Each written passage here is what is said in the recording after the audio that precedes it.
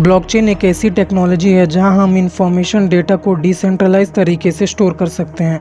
लेकिन इससे पहले डिसेंट्रलाइज का मतलब होता क्या है? बेसिकली डिसेंट्रलाइज का मतलब होता है जहां सेंट्रल अथॉरिटी नहीं होती। एक एग्जांपल के हिसाब से देखें तो आरबीआई हमारे रुपये नोट को छापती है और आरबीआई गारंटी देती है कि इसकी वैल्यू 500 की है और इस नोट पर लिखा होता है कि आरबीआई की तरफ से गारंटीड होती है। तो इसमें आरबीआई एक सेंट्रल अथॉरिटी है जहां इंडिया भर की नोटों को कंट्रोल करती है। अगर आरबीआई चाहे तो नोट की वैल्यू गिरा या बढ़ा सकती है। तो बेसिकली हमारे पैसों पर इनका पूरा कंट्रोल है। ठीक ऐसे ही एक कॉइन है जिसका कोई भी सेंट्रल अथॉरिटी कंट्रोल नहीं करती, जिसे हम बिटकॉइन कहते हैं।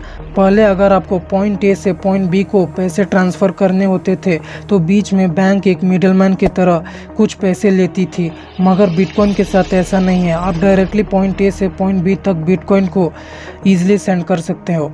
जिस तरह हम इंफॉर्मेशन स्टोर करने के लिए पेपर या फिर कंप्यूटर पे स्ट्रक्चर्ड फॉर्मेट में इंफॉर्मेशन को स्टोर करते हैं, उसी प्रकार ब्लॉकचेन में इंफॉर्मेशन को स्ट्रक्चर्ड किया जाता है ब्लॉक्स के फॉर्म में। यह ब्लॉक मेनली 3 लेयर्स में डिवाइड होती है, जहां पहले ब्लॉक में डेटा और इंफॉर्मेशन स्टोर रहते हैं। दूसरे लेयर में ब्लॉक का हैश होता है जिसे हम फिंगरप्रिंट कहते हैं। यह यूनिकली आइडेंटिफाई करता है उस ब्लॉक को। तीसरे लेयर में अपने पिछले वाले ब्लॉक का हैश स्टोर करता है और ऐसे ही हर ब्लॉक एक दूसरे से जुड़ा होता है चेन की फॉर्म में, जिसे हम ब्लॉकचेन कहते हैं। अब सवाल एक और आता है कि अगर पेमेंट ब्लॉकचेन के थ्रू होने लगे तो सिक्योरिटी का क्या होगा अगर किसी ने हैक कर लिया? तो इस केस में ब्लॉकचेन को हैक करना मुश्किल है। मान लो अगर किसी भी ब्लॉक का डेटा बदलने की कोशिश करें तो उस ब्लॉक का हैश बदल जाएगा और साथ ही में उसके प्रीवियस वाला ब्लॉक का भी हैश बदल जाएगा और इससे पूरी ब्लॉकचेन खराब हो सकती है। इसलिए डेटा के साथ टैम्परिंग इम्पॉसिबल है। एक दूसरा रीज़न देखा जाए तो यह डिसेंट्रलाइज है और हर ब्लॉक की डेटा किसी एक कंप्यूटर में नहीं बल्कि दुनिया भर के सारे कंप्यूटर्स में है, जो ब्लॉकचेन का हिस्सा है। बिटकॉइन ट्रांजैक्शन का पब्लिक अकाउंट होता है जिसे हम बिटकॉइन की दुनिया में लेजर कहते हैं और इसकी कॉपी हर सिस्टम के पास है जो इस नेटवर्क से कनेक्टेड है। जो बिटकॉइन ट्रांजैक्शन वेरीफाई करते हैं उन्हें हम माइनर्स कहते हैं।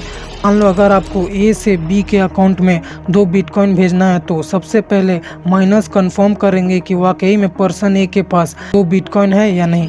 ट्रांजैक्शन कंफर्म करने के लिए माइनर्स को एक कॉम्प्लिकेटेड मैथमेटिकल इक्वेशन सॉल्व करनी पड़ती है, लेकिन ये खुद पेन और पेपर पर नहीं करते बल्कि कंप्यूटर्स में ऑटोमेटिकली होते रहता है। अब इन कैलकुलेशंस की कॉम्बिनेशंस करोड़ों में होती है। इसी रीज़न से माइनर्स को बहुत ही कॉम्प्लेक्स हाई प्रोसेसिंग पावर वाले कंप्यूटर्स की ज़रूरत पड़ती है और अगर एक इक्वेशन सॉल्व हो गई तो नेटवर्क के दूसरे कंप्यूटर में कंफर्म कर दी जाती है और ऐसे ही इंफॉर्मेशन ऐड होती जाती है ब्लॉक में। अब देखिए, माइनर्स को 24 घंटे कंप्यूटर्स को ऑन रखने होते हैं, तो इसके बदले में उनको मिलता क्या है? तो माइनर्स को इनाम के रूप में बिटकॉइन मिलती है और इस सिस्टम को हम प्रूफ ऑफ वर्क कहते हैं। माइनर्स को प्रूव करना पड़ता है कि इन्होंने इतने सारे कंप्यूटेशन वर्क किए हैं, इसे उन्हें रिटर्न के रूप में एक रिवॉर्ड मिलता है बिटकॉइन।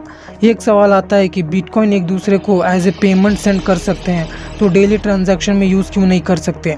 तो इसका आंसर है बिटकॉइन की जो ब्लॉकचेन पर टेक्नोलॉजी होती है उन्हें कंफर्म करने में टाइम लगता है और एक ब्लॉक प्रोसेस करने के लिए 10 मिनट तक का समय लेता है कंप्यूटर कैलकुलेशंस करने के लिए, और डेली लाइफ में 10 मिनट तक वेट करना नेक्स्ट टू इम्पॉसिबल है। तो अगर आप चाहते हो कि बिटकॉइन कैसे माइन कर सकते हैं तो कमेंट ज़रूर करना।